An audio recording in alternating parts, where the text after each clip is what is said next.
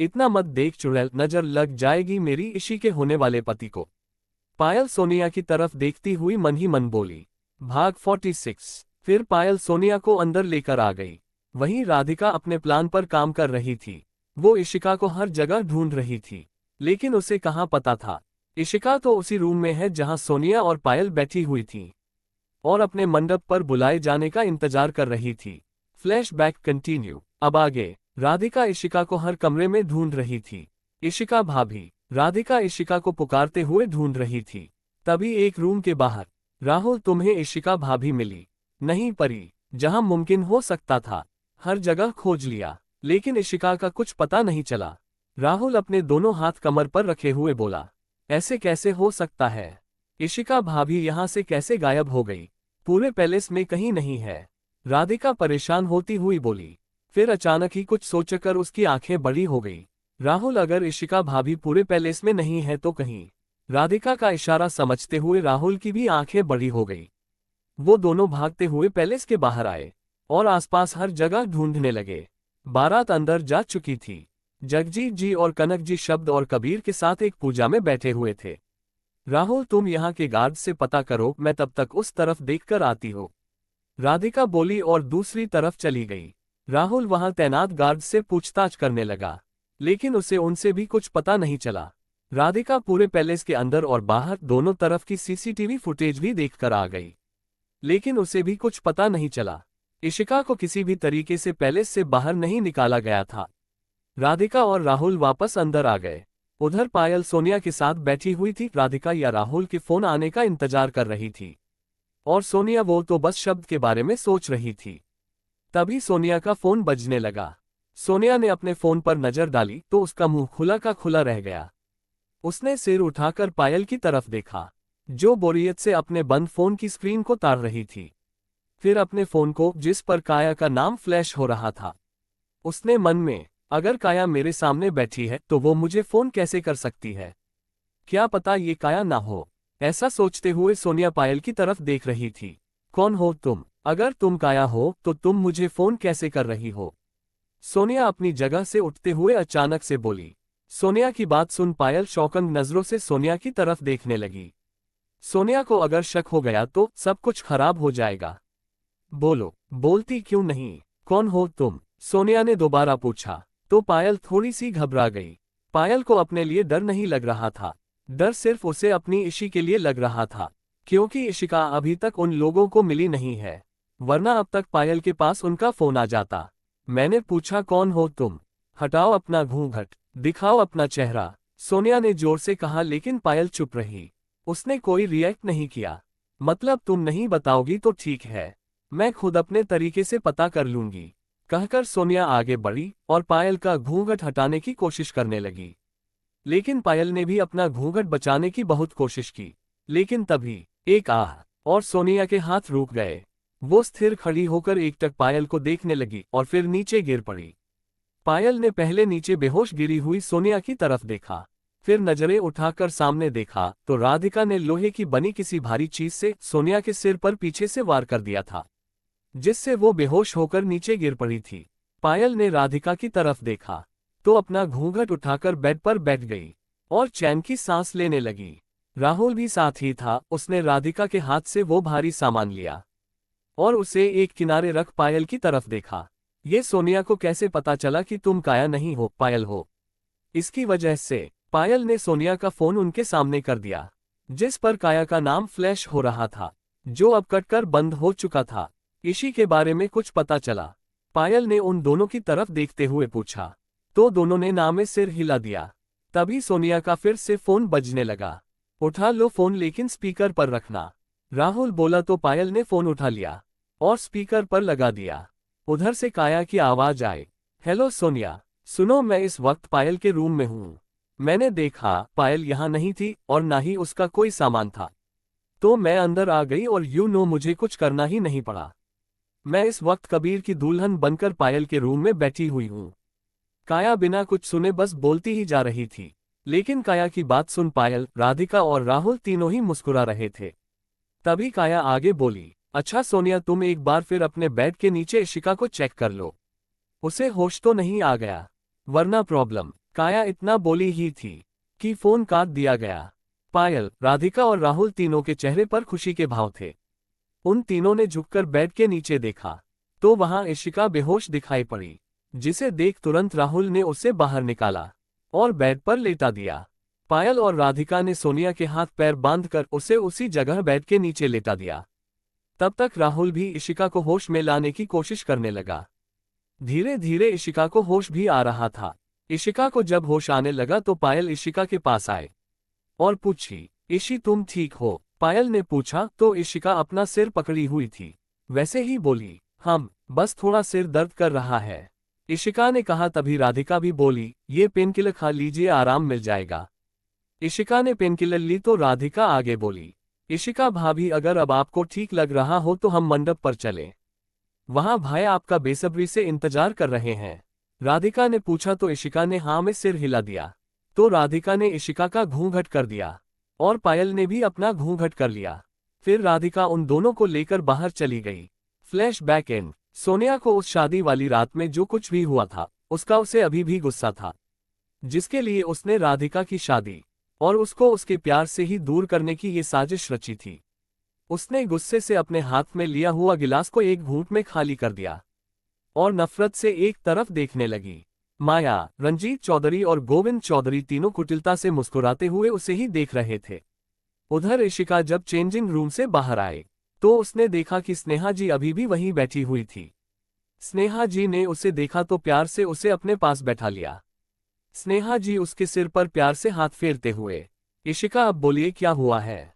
किसने आपको धोखा दिया है और किसने आपसे झूठ कहा है? स्नेहा जी ने पूछा तो इशिका की आंखें फिर से नम हो गई। वो फिर से रोने लगी। स्नेहा जी ने उसे देखा तो उसे अपने गले से लगा लिया।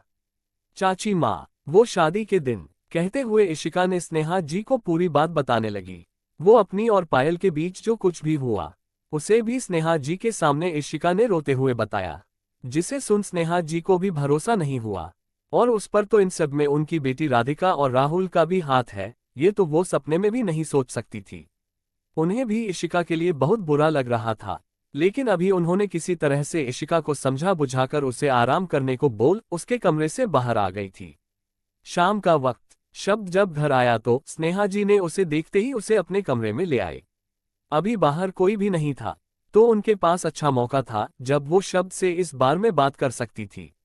चाची माँ, आप मुझे यहाँ अपने कमरे में ऐसे क्यों लेकर आए हैं? शब्द को स्नेहा जी अपने कमरे में लेकर आए तो शब्द का सबसे पहला सवाल यही था। स्नेहा जी ने उसे ऊपर से नीचे तक अच्छे से देखा। क्या हुआ चाची माँ, मुझमें कोई प्रॉब्लम है क्या?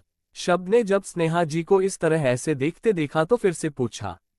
हाँ शब्द, बहुत बड़ी प्रॉब्लम हमें आप में नजर आ रही है, क्योंकि आप तो वो शब्द हैं ही नहीं जिनकी परवरिश हमने और आपके चाचा जी ने की है, और जो आपके चाचू फ्रेंड भी हैं। आप तो हमारे शब्द हैं ही नहीं। स्नेहा जी कहते हुए भावुक होने लगी। मगर चाची माँ, आप ऐसी बात कर ही क्यों? शब्द कहते हुए उनकी तरफ बढ़ा ही था कि स्नेहा जी ने अपने कदम पीछे ले लिए। शब्द उन्हें ऐसे देखा तो देखता ही रह गया। उसकी चाची माँ, जो उसके लिए उसकी माँ से भी ज्यादा अहम थी, वो उससे नाराज थी। क्या बात है चाची माँ? शब्द ने उन्हें देखते हुए पूछा। ये तो हमें आपसे पूछना चाहिए शब्द, क्या बात है कि आप इतने बदल चुके हैं कि अब आप झूठ बोलने लगे हैं? स्नेहा जी ने उसे गुस्से से देखते हुए पूछा। चाची माँ, हमने क्या झूठ? शब्द बोल ही रहा था कि स्नेहा जी ने उसके सामने हाथ दिखाते हुए, हमें सब पता चल चुका है शब्द, कि आपकी और इशिका की शादी किस प्रकार हुई है। हमें आपकी शादी का सच पता चल चुका है, और वो भी खुद इशिका के मुंह से। स्नेहा जी ने ये सब शब्द को गुस्से में देखते हुए कहा था, जिसे सुन शब्द की आंखें खुली की खुली रह गई। यानी कि इशिका को सब कुछ पता चल गया। ये सोचकर शब्द ने अपनी आंखें मीच ली। अब आंखें बंद करके क्या होगा शब्द, क्योंकि सब कुछ तो बदल चुका है। इशिका और आपके बीच जहां प्यार को होना था, वहां इस समय वो जगह गुस्से ने ले रखी है, धोखे ने ले रखी है, झूठ ने ले रखी है। शब्द, रिश्ता झूठ पर नहीं बनता, उसके लिए उसमें प्यार और विश्वास दोनों का होना बहुत जरूरी है। और आपको अपने रिश्ते में वो मेहनत करनी पड़ेगी। आपको ही अपने रिश्ते में वो प्यार और विश्वास को लाना होगा शब्द, जो कहीं आपके रिश्ते में से खो गया है। इससे ज्यादा मैं आपको नहीं समझा सकती। ये कहकर स्नेहा जी वहां से चली गई। स्नेहा जी के जाते ही शब्द अपने कमरे की ओर भागा। और जैसे ही अपने कमरे में आया तो उसने देखा अभी भी इशिका सो रही थी, लेकिन उसके चेहरे पर कोई खुशी नहीं दिख रही थी, जिसे देख शब्द के दिल में एक टीस सी उठी। आई एम सॉरी इशी, मैं कभी नहीं चाहता था कि तुम्हें ये सच पता चले, क्योंकि मैं जानता था कि तुम इस सच को बर्दाश्त नहीं कर पाओगी। तुम्हें पायल का झूठ अंदर तक तोड़ जाएगा, लेकिन अब मैं तुम्हें और टूटने नहीं दूंगा इशी। मैं तुम्हें संभालूंगा, मैं अपनी इशी को वापस लाऊंगा, जो मुझसे बात बात पर लड़ लेती थी। बोलते हुए शब्द मुस्कुरा दिया, फिर एक नज़र इशिका को देख वॉशरूम में फ्रेश होने चला गया। अगली सुबह सुबह सुबह राठौर पैलेस में कोहराम मचा हुआ था, क्योंकि दो शख्स बाहर से गार्ड से झगड़ा करते हुए घर के अंदर तक आ गए थे। फिर घर के अंदर आते ही उन दोनों शख्स की आंखें फटी की फटी रह गई। जब वो पूरे महल जैसे घर को देख रहे थे, पूरा पैलेस देखकर उन दोनों की आंखों में उनका लालच साफ नजर आ रहा था। और फिर उन सब का शोर सुनकर बाकी घर वाले भी अपने अपने कमरों से बाहर आ गए, सिवाय इशिका और शब्द के, क्योंकि इशिका अभी अपने कमरे में रेडी हो रही थी और शब्द कुछ देर पहले ही जिम से लौटा था और इस वक्त शॉवर ले रहा था। आप लोग कौन हैं और ऐसे कैसे हमारे घर में घुस आए? जगवंत जी उन्हें देखते ही गुस्से से गार्ड की तरफ देखा तो वो भी सिटपिटा गए। बोले, बड़े मालिक, हमने इन्हें बहुत रोका, मगर ये जबरदस्ती घर के अंदर घुसे चले आए। एक गार्ड ने तुरंत जवाब दिया। उन दोनों को इस तरह घर घुसे आते देख सबको गुस्सा आने लगा। वीर आगे आते हुए, खड़े खड़े देख क्या रहे हो, निकालो घर से बाहर। अरे ऐसे कैसे चले जाएं? अरे अपनी बेटी दिए हैं हम इस घर में, अपनी फूल सी नाजुक भांजी दी है हमने। उन दो शख्स में एक औरत थी जो सामने खड़ी आशा जी के रानी हार को अपनी ललचाए आंखों से देख रही थी। बेटी, भांजी, देखिए आपकी ना तो यहाँ बेटी ब्याही है और ना आपकी भांजी, तो चलो निकलो यहाँ से। गार्ड्स निकालो इन्हें। आशा जी आगे आए तो गार्ड्स उनका आदेश सुन उन दोनों को निकालने लगे, लेकिन अपने आप को उनसे छुड़ाते हुए। अरे ऐसे कैसे चले जाएं? हम अपनी भांजी इशिका से मिले बिना कहीं नहीं जाने वाले हैं, क्योंकि हम इशिका के मामा हैं राजेश गुप्ता। दूसरे शख्स ने पहले अपने आप को छुड़ाया, फिर आगे आकर अपने आप को इशिका का मामा कहने लगा, और हम उसकी मामी हैं, गीता गुप्ता। मामी भी आगे आते हुए बोली, लेकिन अब उसकी नज़र आशा जी के बगल में खड़ी माया जी के चोकर हार पर ठहर गई। मामा मामी की बात सुनकर पूरी राठौर फैमिली सन रह गई। सोनिया, काया और रुद्राक्ष, वो तीनों ही इन अजीब से जोकरों को देख खड़े खड़े मुस्कुरा रहे थे। इशिका, इशिका बिटिया। अचानक से इशिका की मामी चिल्लाने लगी, तो साथ में इशिका के मामा भी उसका साथ देने लगे। उधर अपने रूम में बैठी इशिका ने जब बाहर का शोर सुना तो वो भी हैरान रह गई, क्योंकि इशिका भी उस आवाज को अच्छे से पहचानती थी। लेकिन तब तक शब्द भी रेडी होकर अपने रूम में आ चुका था। उसने भी वही शोर सुना था जिसमें वो दोनों चिल्लाते हुए इशिका को पुकार रहे थे। शब्द ने इशिका की तरफ देखा तो वो दोनों साथ में अपने कमरे से बाहर को चल दिए। अरे क्या आप पहले सब्जी मंडी में रहते थे? इतना चिल्ला क्यों रहे हैं? स्नेहा जी ने अपने कान पर हाथ रखे हुए ही पूछा, क्योंकि उन दोनों का शोर सुनकर वहां मौजूद सभी लोगों ने अपने कान बंद कर रखे थे। अरे कृपया शांति रखें, आशा जी ने भी अपने कान पर हाथ रखे हुए ही कहा। लेकिन वो दोनों तो जैसे कुछ सुन ही नहीं रहे थे, वो बस वैसे ही चिल्लाते चले जा रहे थे। तभी, अगर आप दोनों 2 मिनट में चुप नहीं हुए तो अभी मैं आप दोनों की वो हालत करूंगा कि आप दोनों खुद एक दूसरे को पहचान नहीं पाएंगे। शब्द नीचे आते ही जोर से चीखा, जिससे वो दोनों एकदम से चुप हो गए। सभी ने थोड़ी राहत की सांस ली। शब्द आगे आया, उसने इशिका का हाथ अपने हाथ में पकड़ रखा था। कौन हो तुम दोनों, और इस तरह मेरे घर में घुसकर शोर मचाने का क्या मतलब है? शब्द ने इशिका के मामा की आंखों में देखते हुए पूछा। लेकिन तभी उन दोनों की नजर इशिका पर पड़ी, जो लाल भारी एम्ब्रॉयडरी वाली साड़ी जिसमें सोने की तार का काम था और गहनों से लदी हुई थी। उसे इस तरह रानी महारानी की तरह देख उन दोनों की आंखें फटी की फटी रह गई। इशिका के मामा इशिका को गले लगाने के लिए आगे बढ़े तो शब्द इशिका के सामने आकर खड़ा हो गया और इशिका के मामा को अपने गुस्से वाली लाल आंखों से देखने लगा।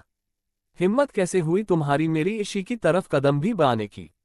शब्द गुस्से से जोर से चीखा, जिसे सुन वो व्यक्ति दहल गया। अरे हम इशिका के मामा मामी है, उस व्यक्ति की पत्नी आगे आते हुए बोली।